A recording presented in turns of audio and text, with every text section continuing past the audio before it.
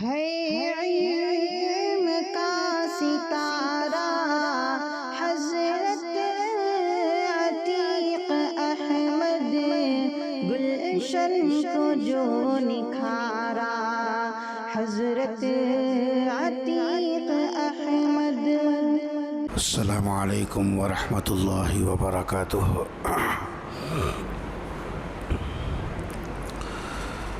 بسم اللہ الرحمن الرحیم۔ الحمد للہ رب العالمین والصلاة والسلام علی سید الانبیاء والمرسلین۔ لا الہ الا اللہ الحلیم الکریم، سبحان اللہ رب العرش العظیم، الحمد للہ رب العالمین۔ قال اللہ تبارک و تعالی فی کلامہ المجید والفرقان الحمید، فاعوذ باللہ من الشیطان الرجیم، بسم اللہ الرحمن الرحیم۔ ان ھذا القرآن یہدی للتی ہی اقوم، وقال تعالی الرحمن علم القرآن خلق الانسان علمہ البیان،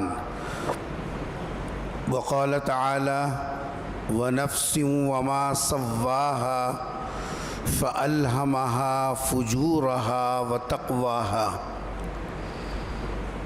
قال النبی صلی اللہ علیہ وسلم من غش فلیس منا، او کما قال علیہ الصلاۃ والسلام۔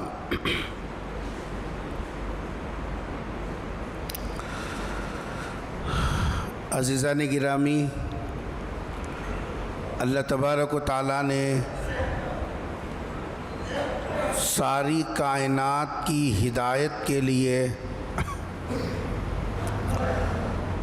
اور قیامت تک آنے والی انسانیت کے لیے دستور زندگی اور قانون الہی قرآن کریم کی شکل میں نازل فرمایا۔ ہر انسان پر اللہ کے اس بھیجے ہوئے قانون پر عمل کرنا انتہائی ضروری ہے، خصوصاً اہل ایمان کو، کیونکہ وہ اللہ کی ذات پر ایمان رکھتا ہے اور اس کا اقرار کرتا ہے اور اس کا اعلان بھی کرتا ہے کہ میں اللہ کی ذات پر ایمان رکھتا ہوں اور محمد صلی اللہ علیہ وسلم جو دین لے کر آئے ہیں میں اس پر بھی ایمان رکھتا ہوں اور اس کو مانتا ہوں۔ جب ہمارا اقرار بھی ہے، اعلان بھی ہے کہ ہم پیغمبر کی لائی ہوئی شریعت پر ایمان رکھتے ہیں، تو ایمان کا مطلب یہ ہوا کہ جو شریعت سرکار کے واسطے سے اس امت کو دی گئی ہے اس پر عمل کا اعلان کرنا کہ ہم آخری سانس تک اللہ اور اس کے رسول کی بات اور اس کی ہدایات پر عمل کریں گے۔ اللہ تبارک و تعالیٰ کا انتہائی کرم والا معاملہ ہوا کہ اللہ تبارک و تعالیٰ نے ہم کو پیغمبر صلی اللہ علیہ وسلم کی امت کے ساتھ ساتھ قرآن کریم کی دولت سے بھی مالا مال فرمایا۔ یہ جو قرآن کریم ہے جس کو ہدایت کا خزانہ کہتے ہیں، آخر قرآن کریم ہماری زندگی کی رہبری کرتا کیسے ہے اور کس طریقے سے قرآن کریم سے ہم فائدہ اٹھائیں، تو اس سلسلے میں ذہن میں رکھنا چاہیے انسان کی زندگی کے دو پہلو ہیں۔ غور سے سنیں بات، انسان کی زندگی کے دو پہلو ہیں۔ ایک پہلو تو اس کی انفرادی زندگی کا ہے، اس کی نماز، اس کا روزہ، اس کی زکوٰۃ، اس کے اخلاق، اس کا جی صاحب جو ہے پرسنل معاملہ جس کو انفرادی زندگی کہتے ہیں، اس کا کھانا، اس کا پینا، اس کا بیٹھنا، اس کا اٹھنا، اس کا رہنا، ایک اس کی انفرادی زندگی کا پہلو ہے۔ انفرادی زندگی کی جو ہدایت قرآن کریم کے اندر ہے، قرآن نے انفرادی زندگی پر بھی توجہ دی ہے اور اس کو بتایا کہ عقائد کیسے ہونی چاہیے اللہ کے بارے میں، جی، اور پھر اللہ کی عبادت کرنے کے لیے کون سے طریقے اور کون سے راستے اختیار کرنی چاہیے، کون سے اخلاق ایسے ہیں جس کے ذریعے سے آدمی اپنی زندگی کے اندر نفع کی قریب ہوتا ہے، نقصان سے بچتا ہے، اچھے اور برائی کی تمیز کے ساتھ قرآن کریم نے زندگی گزارنے کا طریقہ اور ڈھنگ بتلایا کہ دیکھو یہ راستہ سیدھا ہے اور یہ راستہ غلط ہے، یہ اعمال خیر کے ہیں اور یہ اعمال شر کے ہیں، یہ کام اللہ کو راضی کرنے والے ہیں اور یہ کام اللہ تبارک و تعالیٰ کو غصہ دلانے والے ہیں، یہ حرکتیں اللہ کو پسند ہیں اور تمہاری یہ حرکتیں اللہ کو پسند نہیں ہیں، جی، بھلائی اور برائی، اچھے اور برے، یہ سب خیر اور شر، اس کی تمیز کے ساتھ انسان کو ہدایت دی گئی کہ تم اس ذریعے سے زندگی گزارو۔ اسی کو قرآن نے کہا، اور دیکھو یہ جو پہلو ہے انسان کی انفرادی زندگی کا، انفرادی زندگی کے پہلو کو اللہ تبارک و تعالیٰ نے ہر انسان کے اندر اس کی کسک رکھی ہے۔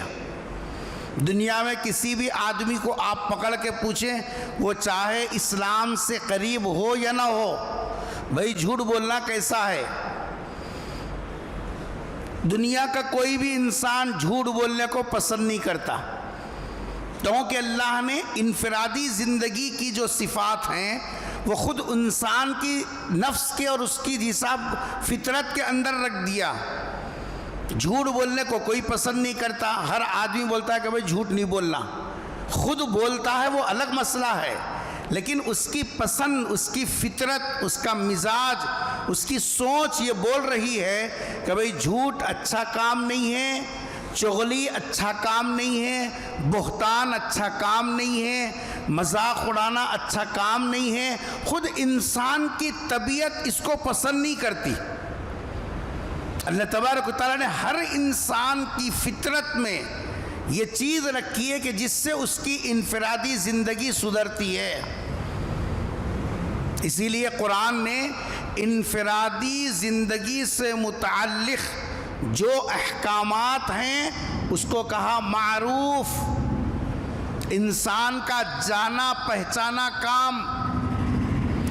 جھوٹ بولنا یہ قابل نفرت ہے، انسان جانتا ہے۔ سچ بولنا اچھی عادت ہے، انسان اس کو جانتا ہے، جی۔ کسی کا مذاق نہیں اڑانا یہ برا ہے، انسان جانتا ہے۔ کسی کو عزت دینا یہ اچھا کام ہے، انسان جانتا ہے۔ بھوک لگے تو کھانا کھانا انسان جانتا ہے۔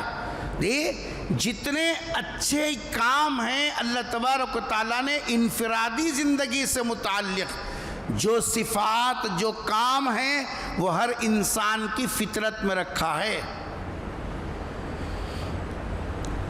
قرآن کریم نے بھی اس کی طرف اشارہ کیا، کہیں تو کہا یا ایھا الذین آمنوا لا یسخر قوم من قوم عسى ان یکونوا خیرا منہم ولا نساء من نساء عسى ان یکن خیرا منہن۔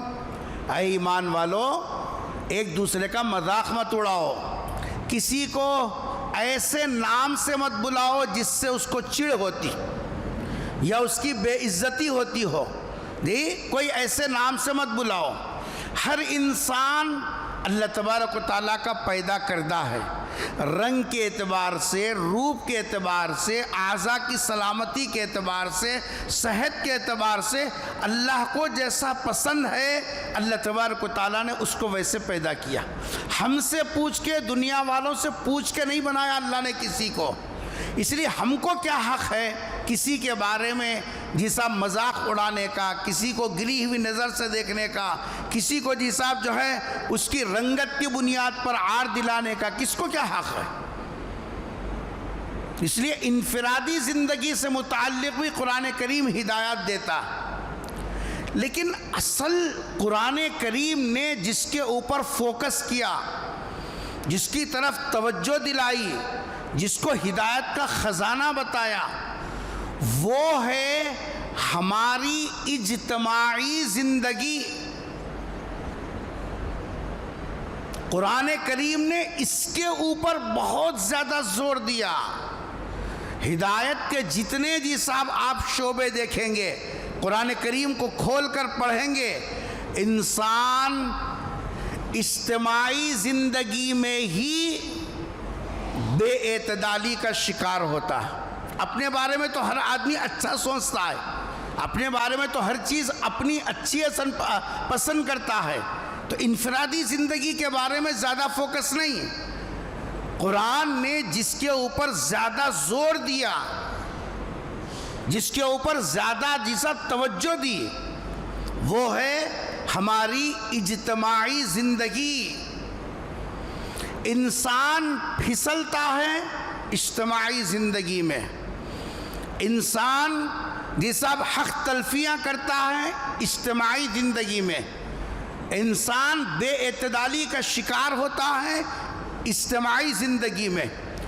اسی لیے قرآن کریم نے اصل ہدایت کا خزانہ جس کو وافر مقدار میں پیش کیا، وہ ہماری اجتماعی زندگی کے اوپر زیادہ مضامین کو پیش کیا اور بتلایا کہ دیکھو، اپنے طور پر آدمی متقی بن جانا، اپنے طور پر آدمی کا نیک بن جانا، اپنے طور پر آدمی عبادات میں لگنا، یہ بہت آسان ہے، لیکن اجتماعی زندگی کے اندر دوسروں کے ساتھ ان کے حقوق کی رعایت کے ساتھ زندگی گزارنا، یہ انتہائی مشکل ترین مرحلہ۔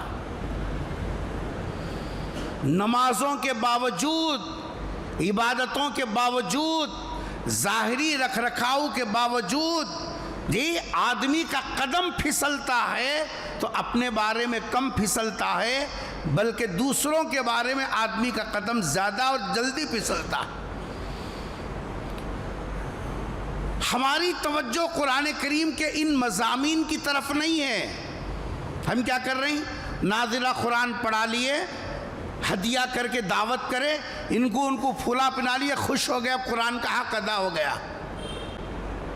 ارے جو اصل ہدایت کا خزانہ جس سے ہماری اجتماعی زندگی درست ہوتی ہو، کبھی ہم نے بے شعوری میں جو قرآن ختم کر لیا، شعوری زندگی میں قدم رکھنے کے بعد، اچھے برے کی تمیز آ جانے کے بعد، صحیح اور غلط پر فرق کرنے کی عمر میں پہنچنے کے بعد، کبھی اللہ کے کلام کو سمجھنے کی کوشش کی؟ بچپنے میں پڑھا ہوا ہم 55 تک چلا رہے ہیں، خوش ہیں، ہو گیا قرآن کا حق ادا۔ اب خالی وہ مردوں کے لیے رہ گیا یا نئے مکان کی افتتاح کے واسطے رہ گیا؟ بقیہ وہ جزدانوں میں، مسجد کے شیلفوں میں، یہ سب اس کے واسطے ہے۔ کبھی اس کو کھولیں گے نہیں، کبھی اس کے اندر جو مضامین ہے اس کو سمجھیں گے نہیں، اور اس کا جو اصل ہدایت اور رہبری کا جساب حصہ ہے اس سے ہم فائدہ نہیں اٹھاتے۔ اے کاش امت اس حقیقت کو سمجھتی اور اس ذمہ داری کو محسوس کرتی، تو آج دنیا ہم کو قرآن کریم کی ناقدری کا الزام نہیں دیتی۔ آج ہم پر الزام ہے کہ قرآن پر ایمان رکھنے کے باوجود، اللہ کی کتاب سمجھنے کے باوجود، یہ سب ہدایت کا خزانہ سمجھنے کے باوجود، یہ امت قرآن کریم کی ناقدری کرتی ہے، ناقدری کرتی ہے، ناقدری کرتی ہے۔ چومنے کے حد تک تو ہم قرآن کریم کے بارے میں پیچھے نہیں ہیں۔ جتنا ادب اور احترام قرآن کریم کا ہم کرتے ہیں شاید ہی دنیا میں کوئی کرتا ہو۔ پاکی کی حالت میں لیتے ہیں، پاکی کی حالت میں پکڑتے ہیں، پڑھنے سے پہلے آنکھوں کو لگاتے ہیں، چومتے ہیں، اونچی جگہ رکھتے ہیں، جی صاحب باوضو اس کو پکڑتے ہیں۔ احترام کے حد تک تو مسلمان قرآن کریم کے بارے میں بالکل آگے ہیں۔ لیکن قرآن کریم کے جو قدردانی اصل تھی وہ کیا ہے؟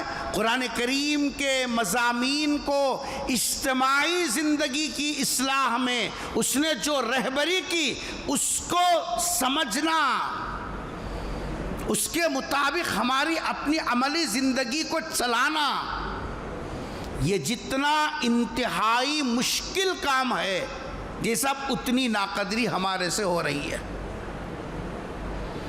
قرآن کریم نے ہماری اجتماعی زندگی کے بارے میں ایسے اصولات پیش کیے۔ قرآن نے کہا تمہاری زندگی میں آپسی معاملات صحیح ہونا،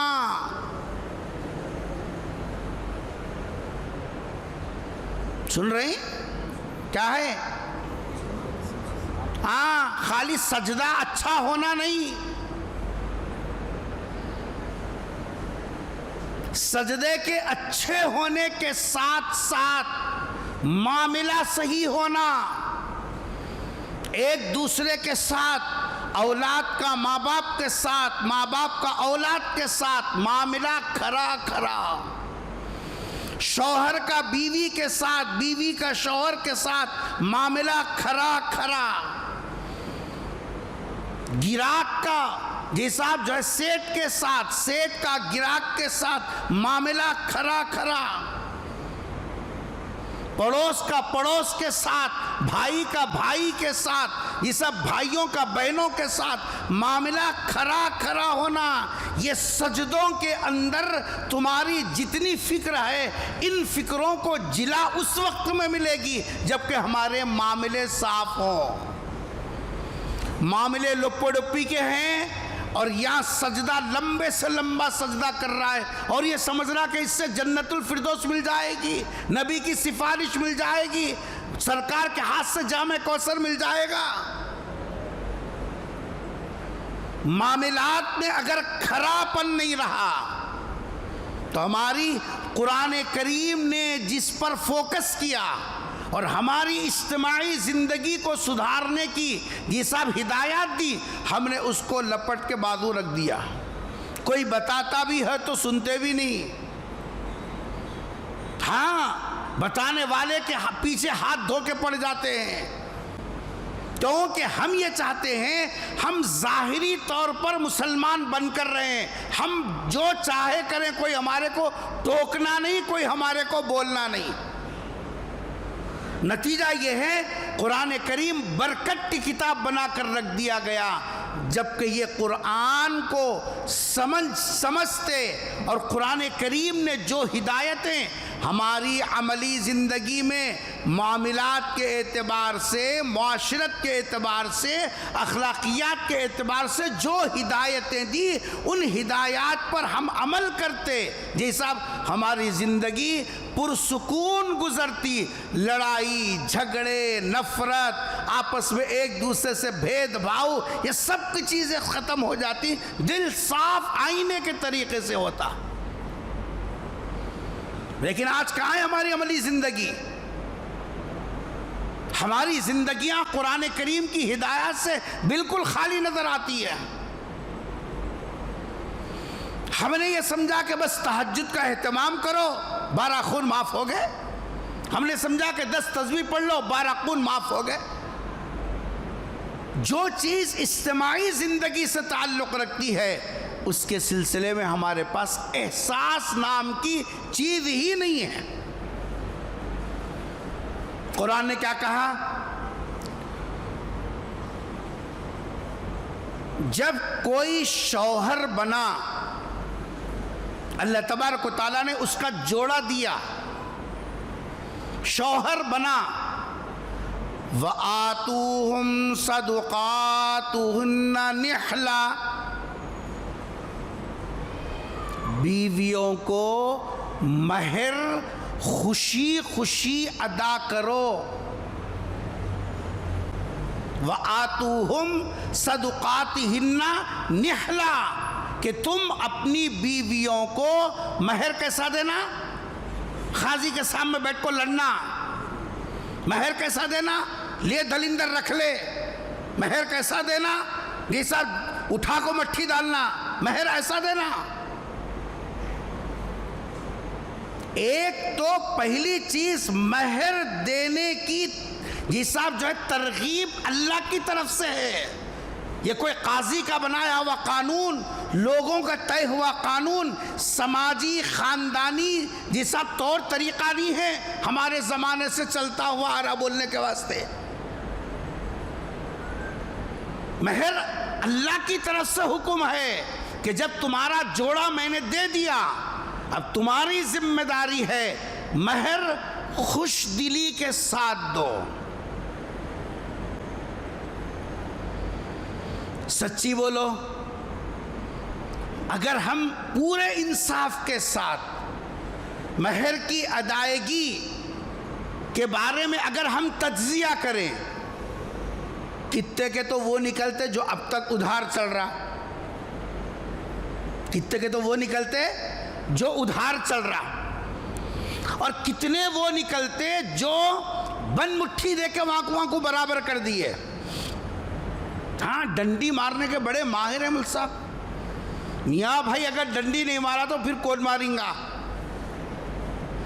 ہم تو اس میں ایسے اکے ہیں ہمارے سامنے کوئی دوسرا آ ہی نہیں سکتا، چال بازی میں، گول پھرانے میں، ٹوپی پہنانے میں، گول گھمانے میں ہمارے جیسا کون ہے؟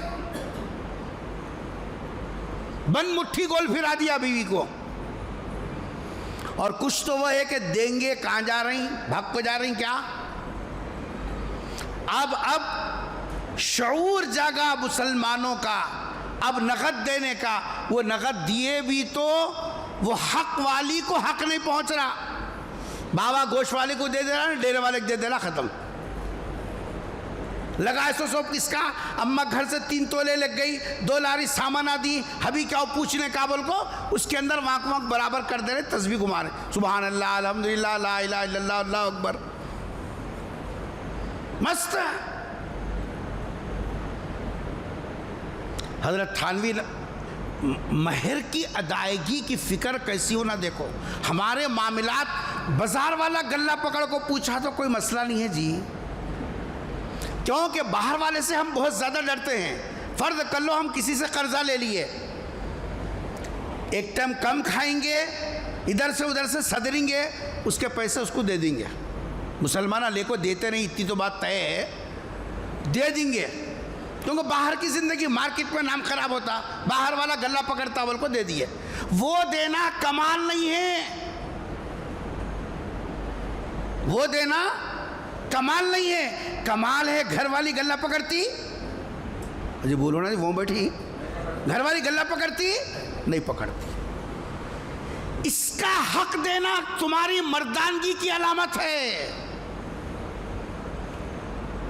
واقع تم اندر سے مومن ہو، واقع تم اندر سے قرآن پر ایمان رکھتے ہو، واقع تم اندر سے یہ سب اللہ کے حکم کو حکم سمجھتے ہو، جہاں پوچھنے والا کوئی نہیں، جہاں پکڑنے والا کوئی نہیں، جہاں حساب کرنے والا کوئی نہیں، وہاں دینا اصل کمال ہے۔ بازار والے کو نہیں دیے تو رستہ بند کرے تھا تمہارا، وہ کون سا کمال ہے؟ حضرت تھانوی نور اللہ مرقدہ کے ایک مرید تھے، ان کا نام تھا حضرت مولانا عیسیٰ صاحب، عیسیٰ ان کا نام تھا۔ نکاح ہوا، گھر آئے، بیگم بھی آئی، آنے کے بعد اب بات چیت ہو رہی میاں بیوی کی. ہمارے پاس دوسرے چیزیں بہت رہتی, منہ دکھائی سے لے کو جی صاحب کھانا کھلائی تک نہیں ہے. سو کام پورے کرنے کو بیٹھتی, جو اصل کرنے کے کام ہیں. اب بیچ کے زندگی ختم ہوئی, کریں گے ہلو ہلو کریں گے. ہلو کب رے؟ جھٹکا پڑا تو رات میں ہلو ہلو کریں گے کہتے. گھر آئے, گھر والی بھی رخصت ہو کر آئی. حضرت مولانا عیسیٰ صاحب نے بیوی سے بات چیت کی. دیکھو جب تربیت ہوتی ہے نا, قرآن کریم کو سمجھتا ہے, اس کی ہدایات کو سمجھتا ہے, تو اس کی زندگی کے اندر کتنا نکھار آتا ہے, ایک دم نکھار, کھراپن. بیوی سے کہا کہ دیکھو اللہ کا حکم ہے مہر دینا. مہر نہیں دینے کی نیت رہی.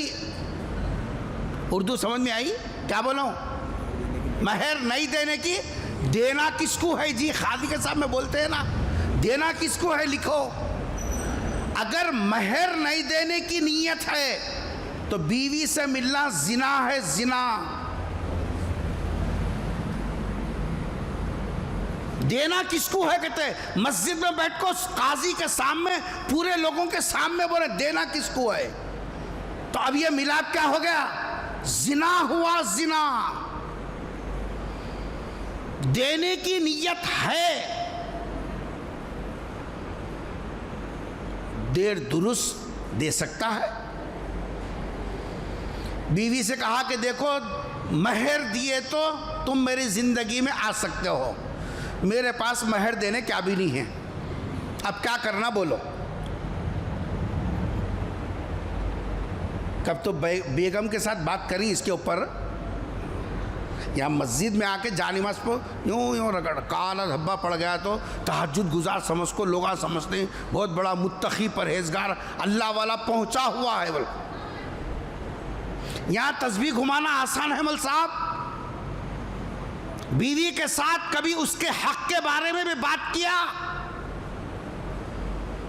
جب قرآن کا علم سینے میں آتا ہے, اللہ کے کلام کو سنتا سمجھتا ہے, پھر اس کی زندگی کے اندر یہ فرق آ جاتا ہے. گھر والی سے بیٹھ کر بات کر رہے ہیں اور یہ بول رہے ہیں میرے پاس دینے کے واسطے تو مہر نہیں ہے. بیگم بولی اب کیا کروں, نہیں ہے تو میں کیا کروں, کیا کروں, میں زندگی نہیں گزار سکتا. نہیں گزار سکتا تو لاکھوں دو.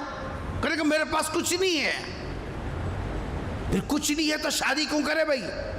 کہنے لگے یہ جو گھر میں تو میں دونوں بیٹھ کو ہے, بس یہ ایک گھر میری ملکیت ہے مہر میں. یہ گھر میں تجھے مہر کے بدلے میں دیتا ہوں.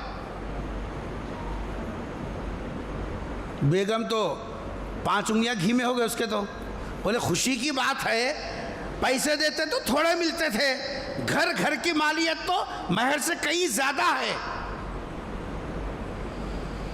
بیوی سے پوچھے قبول کرتے؟ بولے ہاں قبول کر لی میں کہ یہ گھر مہر میں مجھے مل گیا. پکا پکا پکا سنتے ہی دھڑ بڑھ کے باہر چلے گئے, گھر سے نکل سے باہر چلے گئے اور جا کے بولے ملکیت آپ کی ہے, گھر کی مالکہ آپ ہیں, میں نہیں ہوں, اب میں باہر جا کر دروازہ کھٹکھٹا رہی, اندر آنا اجازت ہے. کیا احتیاط ہے صاحب, کیا احتیاط ہے. گھر والے نے کہا کہ اندر آئیے, اندر آگے. آنے کے بعد پھر دوسرا مسئلہ شروع کرے.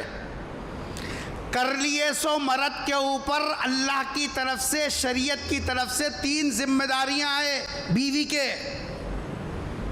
کتنے ذمہ داریاں؟ صرف سننا نہیں, سننے کے بعد دل میں اتار کے عمل کرنا, دیکھنا میں کوسے خانے میں ہوں. یا موزن کو ڈھکل کو عزا دینا آسان ہے. قرآن کی ان ہدایات کو عملی زندگی میں لا کر اپنے آپ کو اللہ کے حکم کے رنگ میں رنگنا مشکل ہے. جو بھی شادی کر لیا بیوی کے 3 حق اس کے اوپر واجب ہیں. نمبر 1 شوہر کھانا دینا مرد کی ذمہ داری، کپڑا دینا مرد کی ذمہ داری، رہنے کے لیے سر چھپانے کے لیے جگہ دینا یہ مرد کی ذمہ داری ہے. یہ 3 ذمہ داریاں ہیں، کھانا، کپڑا، رہنے کے لیے جگہ. اس کو بولتے ہیں مکان، سکنا بولتے ہیں. یہ 3 ذمہ داریاں کس کے ہیں؟ اور ایک مرتبہ بولو، شوہر کے ہیں. کھانا بھی دینا کس کی ذمہ داری؟ کپڑا دینا شوہر کی ذمہ داری، رہنے کے لیے گھر دینا شوہر کی ذمہ داری. اب وہ صاحب نے کہا میری ذمہ داری ہے گھر دینا، یہ گھر تو میرا ہے نہیں، یہ گھر کس کا ہے؟ تمہارا ہے، مہر میں ملا سا، میرا تو ہوتا نہیں. اس واسطے ایسا کریں گے کہیں باہر کرایہ کو گھر لے کے رہیں گے، یہ گھر تم کیا کر لیتے، تمہاری مرضی، کرایہ پر تو دو، کیا تو بھی دو. نہیں بولتے تو میرے کچھ یہ گھر کرایہ پہ دو، اور میں مہینہ باہر جتنا کرایہ کو ملتا ہے اتنا کرایہ میں تمہارے کو ادا کروں گا. بیوی نے کہا کہ باہر جانے سے بہتر ہے یہ گھر آپ کو میں کرایہ پر دیتی ہوں، مہینہ کرایہ آپ دے دینا، آخری سانس تک اس گھر کا کرایہ شوہر ہونے کے باوجود بیوی کو ادا کرتے رہے. اور بتا دیا معاملات کا کھراپن اللہ یہ دیکھنا چاہتا. تو ہمارا حال زیور بیچ کو کھا گئے، باوا دیے سو گاڑی بیچ کو کھا گئے، انہوں دیے سو گنگال تتڑے بیچ کو کھا گئے، انہوں دیے سو وہ بیچ کو کھا گئے، باہر کالر جھٹک رہی. باہر کیا کر رہے ہیں؟ کالر جھٹک رہی. میرے جیسا معتبر کوئی بھی نہیں ہے. اور بیگم کو پوری ننگی کر کو رکھیں، نہ تسبیح پڑھے سبحان اللہ الحمدللہ ولا الہ الا اللہ واللہ اکبر. کوئی سی تسبیح رہی ہے؟ ایمان ہے کہاں؟ قرآن کی ہدایت ہے کہاں؟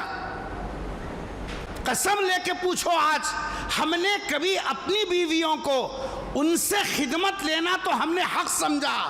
خدمت نہیں کرتی، خدمت نہیں کرتی، خدمت نہیں کرتی، خدمت نہیں کرتی، یہ تسبیح تو آپ نے اچھی یاد کر لی، لیکن کبھی بیوی کا حق دینا ہے اس پر بھی کبھی ہمارا دماغ گیا؟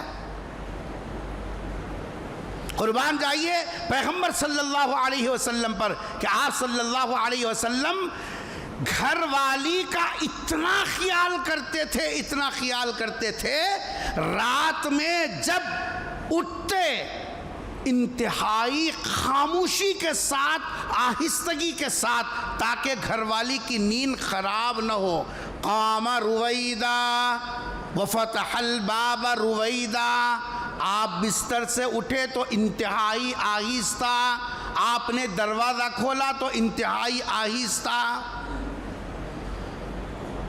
تاکہ بیوی کی حق تلفی نہ ہو، اس کی نیند خراب نہ ہو. قرآن نے اجتماعی زندگی کی ہدایت دی اور فرمایا وَآتُوهُمْ صَدُقَاتِهِنَّ نِحْلًا، تم اپنی بیویوں کے مہر خوش دلی کے ساتھ ادا کرو. بتاؤ قرآن کا یہ حکم ہماری اپنی زندگی کے اندر کہاں ہے؟ ہمارے معاملات جب گھر والی کا حق ہی ہم دبا کے کھا گئے، بہنوں کا حق کون دیں گا؟ جی صاحب جو ہے دوسروں کا حق کون دیں گا؟ کیونکہ کون پوچھتا؟ انہیں پوچھی، کٹنا طے ہے، میں کھائے سو سب کس کا پوچھتا؟ ارے کھلانا تیرا فرض ہے، حق وہ حق میں نہیں آتا، حق کی ادائیگی میں. بیوی کو کھلانا، بیوی کو پہنانا، بیوی کو سر چھپانے کے لیے جگہ دینا تیرا فرض ہے. حق کی ادائیگی الگ چیز ہے. ہم جس بیوی کے ساتھ زندگی گزار رہے ہیں، جو ہمارے بچوں کی اماں اور مربیہ بنی ہوئی ہے، اس کا حق جب دبا دیے، دوسروں کا حق کہاں ادا کرتے ہیں؟ کیا ہے کیا نہیں؟ ترکا اب ترکے کا نام لیتے ہی ہمارے کو تو بی پی ہائی ہو جاتی. کیوں؟ اس واسطے کہ اس کے حقدار خالی بیٹے تھے، کوئی دوسرے ہے نہیں. اجتماعی زندگی کے اندر دوسروں کے ساتھ جو معاملات ہیں وہ انتہائی صاف ہونا، صاف، اس کے بغیر ایمان کی قبولیت کے واسطے، اعمال کی قبولیت کے واسطے سوچنا پڑے گا. قرآن نے یہ ان چیزوں پر زیادہ فوکس دیا کہ تمہاری اجتماعی زندگی میں آپس کے معاملات صاف ہونا.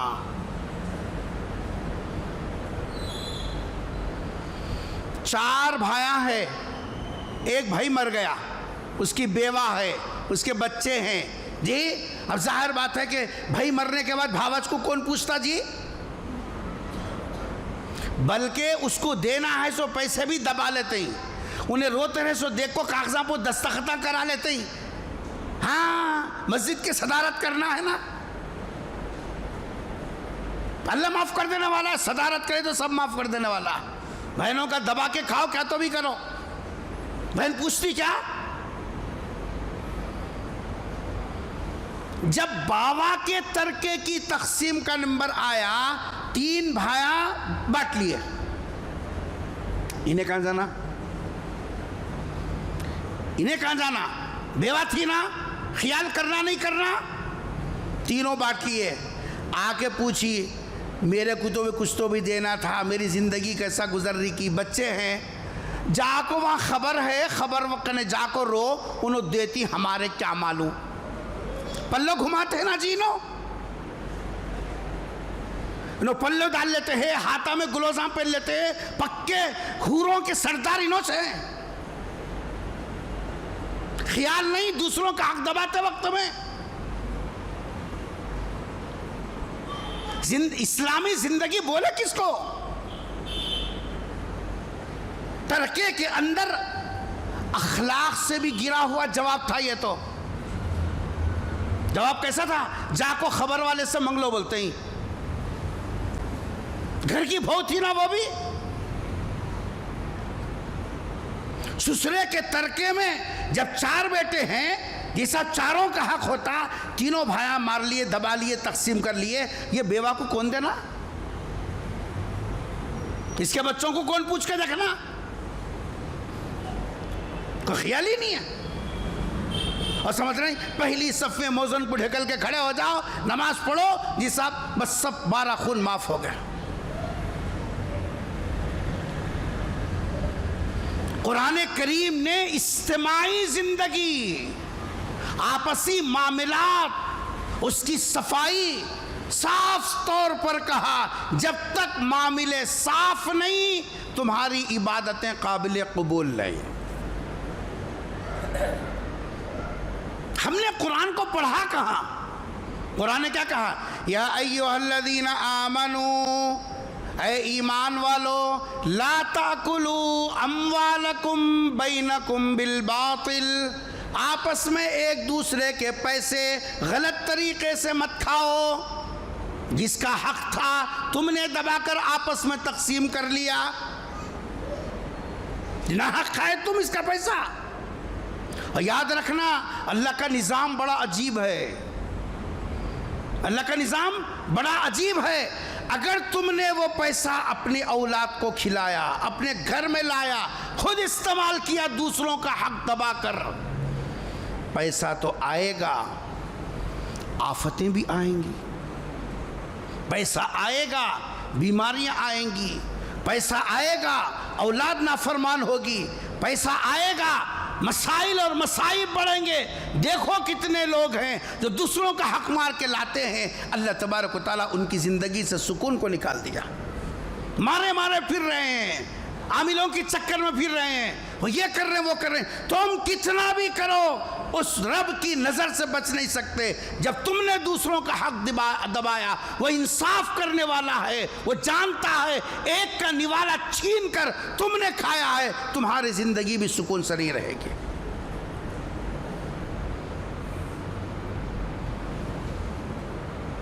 غور کرو قرآن کریم کی ہدایت کہاں ہے ہمارے پاس؟ معاملات ہمارے صاف نہیں، اتنے خطرناک معاملات۔ حضرت امام بیہقی رحمۃ اللہ علیہ بہت بڑے محدث گزرے ہیں، انہوں نے اپنی کتاب کے اندر ایک حدیث واقعہ نقل کیا۔ حدیث میں ایک تاجر، تجارت کرنے والا، اپنے ساتھیوں کے ساتھ تجارت کی غرض سے جا رہا تھا۔ درمیان میں اس کی موت ہو گئی۔ اب ظاہر بات ہے کہ سفر کرنے والے ساتھ میں سبل پھوڑا لے کے تھوڑا ہی پھرتے ہیں، وہ تو اپنا ضرورت کا سامان لے کے جاتے ہیں۔ اب یہ آدمی مر گیا، کیا کرنا چاہیے اس کو؟ دفنانے کے لیے کیا شکل اختیار کرنا؟ تو لوگوں سے مانگ کر جب اس کی قبر کھودی گئی، قبر کے اندر اژدہا نظر آیا۔ سمجھا کہ ہم نے غلط کھودا، قبر برابر کی، دوسرے قبرستان کو گئے، وہاں کھودا، 2-3 جگہ، جس جگہ اس کا انتقال ہوا تھا 2-3 جگہ کھودا، ہر جگہ سانپ نکل آتا اور یہ پریشان ہو جاتے۔ اس وقت میں حضور کے چچیرے بھائی حضرت ابن عباس رضی اللہ تعالی عنہ زندہ تھے۔ یہ لوگ گئے اور جا کر ان سے پوچھا کہ حضرت ایسا ایسا ماجرا ہے، کیا کرنا؟ کہا کہ یہ کسی گناہ کا اثر ہے جو اس کی موت سے شروع ہو گیا ہے۔ پوری دنیا کی زمین جس جگہ بھی کھودو گے اس کے لیے تو یہی حساب ہوگا، بہتر یہ ہے کہ اس کو اسی حالت میں دفنا دیا جائے۔ لے گئے، کسی طریقے سے اتار دیا، مٹی ڈال دی۔ گھر والی سے آ کر پوچھا کہ آخر ماجرا کیا ہے، ایسا کون سا پاپ، ایسا کون سا گناہ؟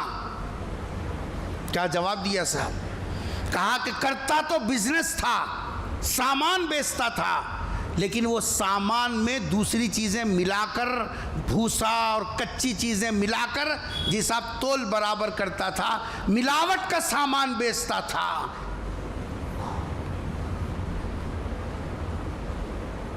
آج تجارت اس طریقے سے کرنے کو، دھوکے کے سامان بیچنے کو، غلط سامان بیچنے کو، ملاوٹ کے سامان بیچنے کو سمجھ رہے کہ یہ کاروباری نیک ہے۔ نیک کتنے چیزیں ڈپلیکیٹ بازاروں میں آپ دیکھ رہے ہیں، اور اس میں مسلمان پکڑے جا رہے ہیں جن کو ہدایت دی گئی تھی کہ حلال کھانا، ملاوٹ کی چیز کر کے پیسہ نہیں کمانا۔ کہاں ہے ہمارے پاس وہ؟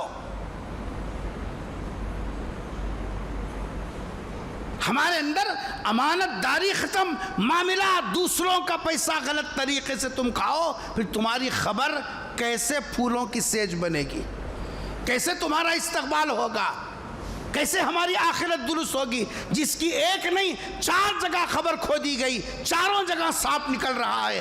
آخر مرنا ہے نہیں ہے؟ یتیم بچوں کا حق دبا کر، بیوہ کا حق دبا کر، جیسا بہنوں کا حق دبا کر ہم بڑے ہو بھی جائیں، کتنے دن کے بڑے؟ 60 سال، 70 سال، 80 سال، 90 سال، اس سے زیادہ کیا رہیں گے؟ اس کے بعد تو خبر کے گڑھے میں جانا ہے۔ جب خبر کے گڑھے میں جائیں گے اس وقت میں کون ساتھ دے گا؟ یہ اولاد دے گی؟ اولاد تو بابا کے دفن کرنے سے پہلے پاس بک کدھر ہے تلاش کرے گی۔ بابا وہ پیسے کہاں رکھو گئے وہ دیکھے گی، گھر کے کاغذات کہاں رکھو گئے وہ دیکھے گی، بابا کے جیب میں ہاتھ ڈال کے کیا کیا ہے نکالے گی۔ اولاد تو یہ کرے گی، وہ اولاد خبر میں کیا کام آئے گی؟ جبکہ نبی نے فرمایا من غش فلیس منا، جو آدمی دھوکہ دے کر تجارت کرے وہ آدمی ہماری جماعت سے اس کا کوئی تعلق نہیں۔ غور کرو، قرآن کریم نے جو ہدایت کا خزانہ دیا ہے، معاملات کی صفائی، معاملات کی صفائی، ایک دوسرے کے حق کو ادا کرنے کا مزاج۔ قرآن نے کہا معاملات کے ساتھ ساتھ معاشرت بھی، ایک دوسرے کے ساتھ ہمارے تعلقات صحیح ہونا ہے۔ ان سے 1 سال سے بات نہیں ہے، ان کے گھر کو آتے نہیں جاتے، ان کو بلاتے نہیں، ان سے ملتے نہیں، سب جگہ سے منہ موڑ کے زندگی گزار رہی، ان کے بارے میں بدگمانی، ان کے بارے میں بدگمانی، ان کے بارے میں بدگمانی، ان کے بارے میں بدگمانی. یہ خبرستان بن گیا بدگمانیوں کا.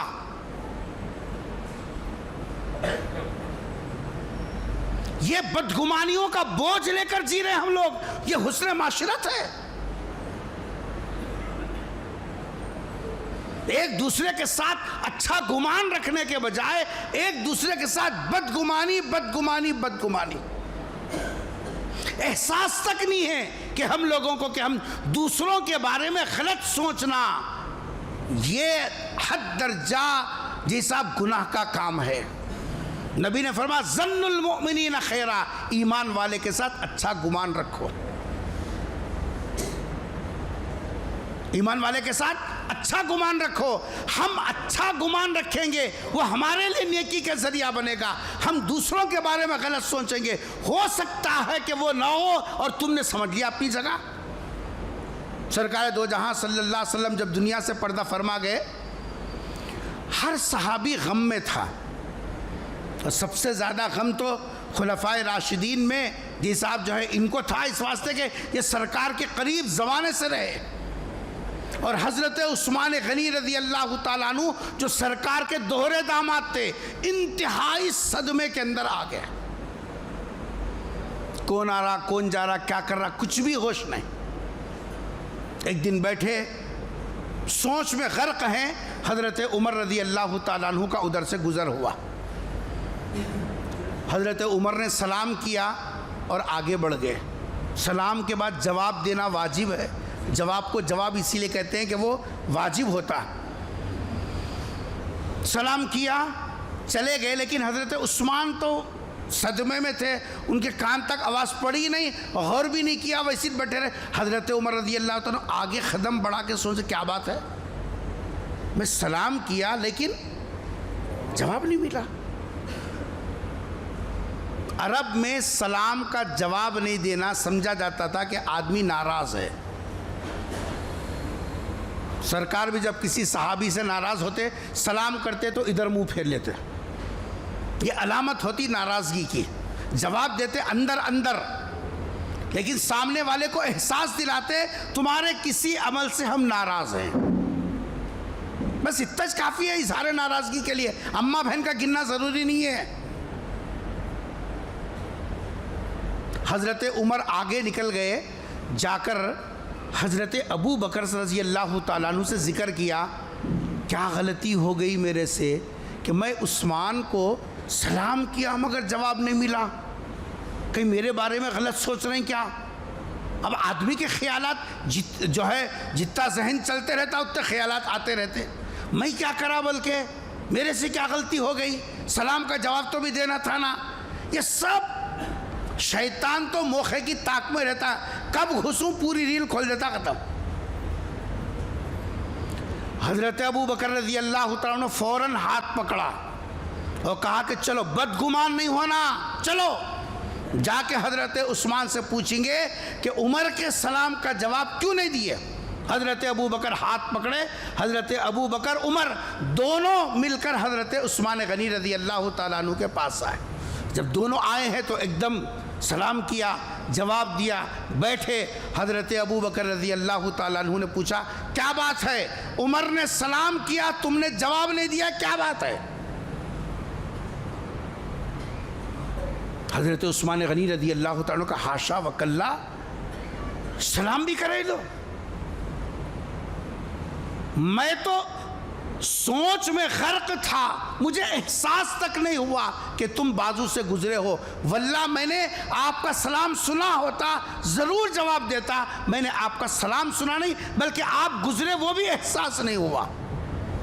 دل صاف ہو گئے ان کا بھی ان کا بھی ان کا بھی کہ حضرت عثمان جو سلام سنے نہیں تھے اس واسطے جواب نہیں دیے. یہ سب دل صاف ہو گئے اور دنیا والوں کو بتایا دل صاف رکھنا سچے مومن کی علامت ہے. دلوں میں بدگمانیوں کا اور نفرتوں کا جیسا ڈھیر رکھ کر جھک کے سلام کر رہے ہیں، سامنے سے ہٹتے بیٹا ایسا ہے ویسا ہے ویسا ہے جی، بس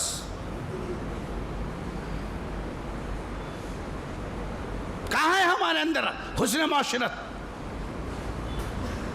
دوسروں کے بارے میں بغیر تحقیق کے پوری افواہ اڑا دینا۔ اعتکاف میں پیغمبر صلی اللہ علیہ وسلم مسجد میں تھے، آپ کی ایک گھر والی شاید حضرت صفیہ یا ام حبیبہ رضی اللہ تعالیٰ تھی، پیغمبر سے کچھ ضروری بات کرنے کے لیے مسجد میں آئی۔ اب اعتکاف میں شام کا وقت تھا، آ کر بات کر کے جا رہی تھی، سرکار دروازے تک چھوڑنے کے لیے آئے باہر گھر والی کو۔ جیسے ہی باہر نکلے سرکار اور گھر والی، یہ سب سامنے سے دو صحابہ جا رہے تھے۔ حضور نے فرمایا کہ ٹھہرو، یہ میری بیوی ام حبیبہ ہے، کوئی غیر عورت نہیں ہے، اجنبی عورت نہیں ہے، یہ میری گھر والی ہے۔ صحابہ نے کہا کہ توبہ توبہ اللہ کے رسول، ہم کیسا آپ کے بارے میں یہ سوچ سکتے ہیں کہ کوئی غیر عورت آپ کے پاس آئے گی؟ نبی نے فرمایا کہ تم نہیں سوچ سکتے، لیکن شیطان کبھی بھی دل کے اندر ورغلا کر تم کو گناہ کے راستے پر ڈال سکتا ہے، اس لیے میں نے تمہارا ذہن صاف کر دیا، یہ غیر عورت نہیں ہے، یہ میری گھر والی ہے۔ آج ہم یہاں بیٹھ کر خیالات دوڑا رہے ہیں، انہیں ویسی کری ہوں گی، انہیں ایسی سوچا ہوں گا، انہیں ویسا بولیا ہوں گا، اس کے واسطے ایسا ہوا۔ اپنے لوگوں کے بارے میں بھی یہی بدگمانیاں، رشتہ داروں کے بارے میں بدگمانیاں، جب یہ بدگمانیاں لے کر زندگی گزار رہے، آخر اسلام نے کہا کہ آپس میں ایک دوسرے کے حقوق کو ادا کرو۔ قرآن نے جو اجتماعی زندگی گزارنے کا سلیقہ بتایا، ہماری عملی زندگی اس سے خالی ہے۔ اس لیے اس وقت میں انتہائی شدت کے ساتھ اس کی ضرورت ہے کہ ہم قرآن کریم کے ہدایات کے خزانے کو جی صاحب سمجھیں اور ان کے محافل میں بیٹھیں، اپنے بچوں کو قرآن کی تعلیم دیں اور قرآن کریم کو سمجھ کر جو ہماری ذمہ داریاں اجتماعی ذمہ داریاں ہیں اس کو ادا کرنے کی کوشش کریں۔ دعا فرمائیے اللہ تبارک و تعالیٰ مجھے اور آپ کو اور تمام مسلمانوں کو مرتے دم تک قرآن کریم کے احکامات سمجھ کر عمل کی توفیق نصیب فرمائے۔ اے اللہ ہماری زندگیاں ہدایت کے خزانے سے خالی ہیں، اے اللہ ہدایت پر عمل کرنے کی توفیق نصیب فرما، تیرے کلام کی تیرے کتاب کی قدر کرنے کی توفیق نصیب فرما، ناقدری کے وبال سے ہم سب کی حفاظت فرما، اے اللہ موت تک اطاعت اور اتباع والی زندگی نصیب فرما، اے اللہ دونوں جہاں میں عافیت کی زندگی نصیب فرما۔ رب اغفر وارحم وانت خیر الراحمین۔ سبحان ربک رب العزت عما یصفون وسلام علی المرسلین والحمد للہ رب العالمین۔